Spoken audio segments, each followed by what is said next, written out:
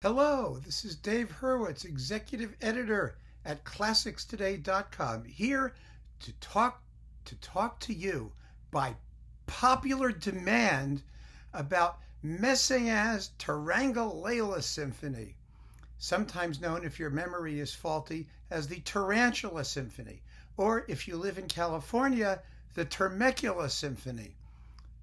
Turangalila is this Sanskrit word which means cosmic love, death, play, creation, destruction of the universe. Isn't that helpful? That's Messiaen, a guy with vast pretensions and no sense of humor whatsoever. I mean, really, none, zero. He used to go around with his wife, the pianist Jean Loriod, and her sister.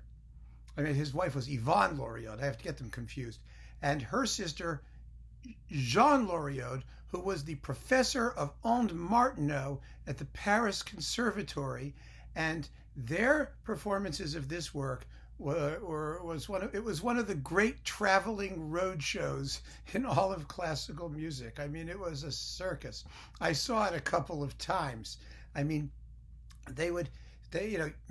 would plonk himself down in the middle of the auditorium with this huge score, and he'd sit there like this, staring at the music the whole time, turning pages and never looking up.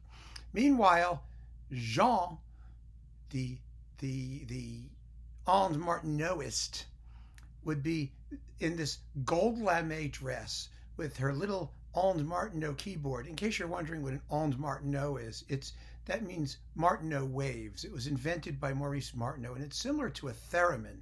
I actually have a theremin. It's in my closet over here. But the Ondes Martineau, you put it on a keyboard, then it has a slidey thing that goes like that. And it's an electronic thing that, they use in like film noir and Vertigo and things like that. They used a theremin in Vertigo, but it's the same thing.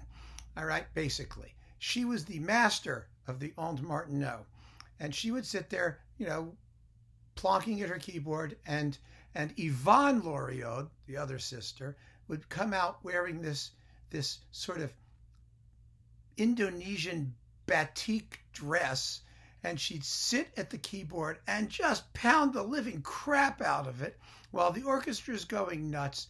It was so much fun. It really was. It was just great. The Turangalila-Symphonie is absolutely fabulous. It is a glittering, weird, eccentric masterpiece of its type in 10 movements. It lasts about an hour and 20 minutes. And, the first recording I got of it was Seiji Ozawa's with the Toronto Symphony, which is still worth having, and it's out on CD. It was a very, very respectable effort, even if, subsequent recordings have featured, more glamorous orchestral playing, shall we say. But it's still a very, very good performance. And it came in a 2-disc LPs, that is, RCA set with Takemitsu's November Steps. And it had Messiaen's own program note, which, anyone who's familiar with Messiaen's program notes, it's like, whoa! The music is about Tristan and Isolde, and a fountain issues from the lovers while the birds are twittering. And I'm listening, I'm reading this thing going, what in God's name is he talking about? It's all just nonsense. But the music is glorious. Modern, strange on the one hand, and kind of like trashy and sentimental and tuneful on the other hand. And there's no attempt to make it go together. It just does. And in between the 10 movements, which all have titles of various kinds, there's the Joy of the Blood of the Stars, which is, explains to you everything that's about. And there's, the love thing and the orchid tune, and there's the statue theme, and then there are 3 movements called Turangalila, which are rhythmic studies based on Hindu rhythms and Messiaen's own sort of musical system that he evolved for rhythm, for the handling of rhythm. And it's just a phantasmagoria. So I'm going to tell you about, aside from that Ozawa recording, the available recordings, or most of them, and we'll see which ones are good. There's another one that I don't have on hand. It's up there, up on top of the box here, on top of the shelf, and that's the Esa-Pekka Salonen recording, on Sony, which is excellent, which is absolutely first rate. Swift, unsentimental. Not that the music is all that sentimental, but what I mean is not self-indulgent and brilliantly played. It's definitely worth hearing. Now, one of the things that Messiaen sort of caused a little problems with himself. First of all, he revised the score. So some of the more recent versions or the revised version, the differences are very, very small. There are no major structural differences. It's all just orchestration. You know, he takes out a couple bass drum whacks here and there and whatnot. But, you know, Messiaen was a very nice man. And every time anyone played his music, he authorized the performance. So don't pay any attention if you see a quotation from Messiaen saying, yes, this is the right sound, the right joy. It's just what I was thinking when I wrote the piece. He said that about everything, about everybody he ever heard do his music. So it's hopeless to go use that as your guide.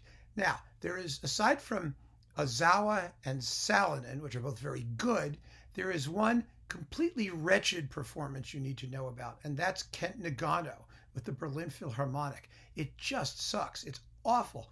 I mean, they just can't play it, and they don't. And, you know, I mean, I pay attention, as you know, specifically to percussion parts, being a percussionist, and, you know, they get lost a couple times.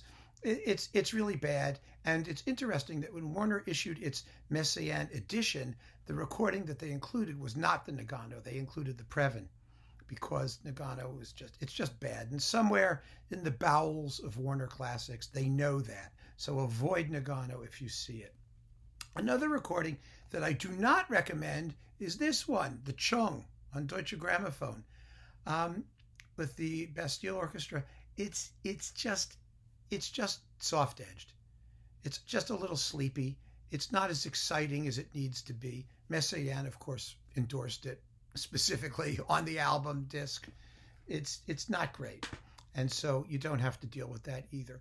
All of the rest of these that I'm going to talk about are recommendable in some way or another. And my choices for the best, you know, it's purely personal. And I'm sure those of you who know the work will have your own choices.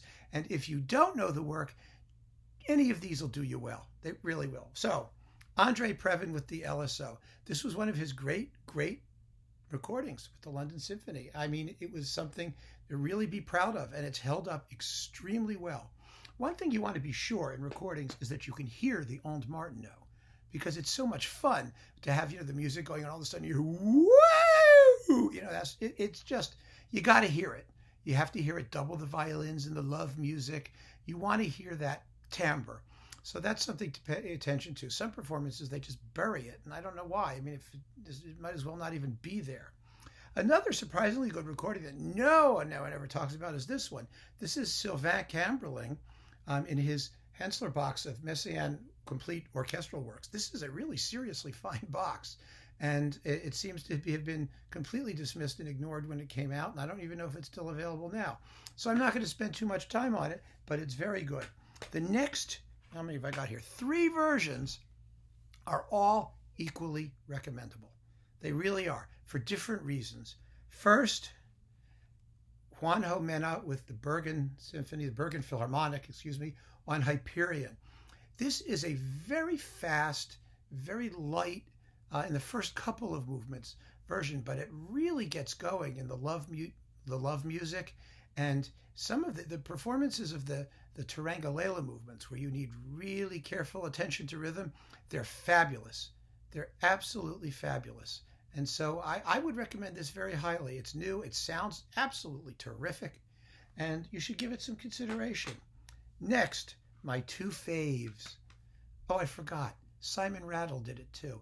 It's so easy to forget everything that Simon Rattle did. Forget it. I did. Next, Shai and the Concertgebouw. This is, from a purely executional point of view, the most dazzling of all of them. It is stunningly well played. I mean, just amazingly well played. And you've got that Onde Martineau going nuts very, very audibly throughout. It's a tremendous performance. The sound is brilliant. Some might find it a little artificially engineered, you know, because you hear so much. I mean, it's just so sort of up front and in your face all the time. but my God, it's exciting. You're not going to hear a more thrilling performance of this than Shai and the Concertgebouw on Decca. If you can get it, grab it. However, my favorite performance as a realization of Messiaen's vision of the work is Antony Witt on Naxos.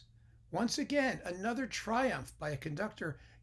I think his experience with Penderecki and Ludoslavsky and those composers really served him well here. He knows how this music is supposed to go. It's with the Polish National Radio Symphony Orchestra. The soloists are not famous soloists, but it doesn't matter in this piece. They're just hammering away anyway. And, the thing that makes Witt so special, in my view, at least in this work, is that he takes his time, not because he's dull or because you want it to go faster. He lets you hear the music. You hear everything that's going on. He really brings out all the details, the textural layering throughout the movements, the multiple rhythms that are going on simultaneously. You really have an opportunity to savor the audacity of Messiaen's writing. And the music has so much impact because it's just so plainly audible and done with intent. The phrasing and the shaping of each movement. It doesn't sound like he's doing a virtuoso technical exercise. It all has purpose and meaning. I have no idea what the meaning is, but it feels like it has meaning, and the engineering is first class. So if you're going to get one Turangalila-Symphonie, even though this is on 2 discs, it also comes with L'Ascension, one of his beautiful early works. I think Antony Witt with his Polish forces is the way to go on Naxos. So enjoy your Turangalila or Tarantula or Termecula or whatever you want to call it. It's a real thriller. Thank you, and keep on listening.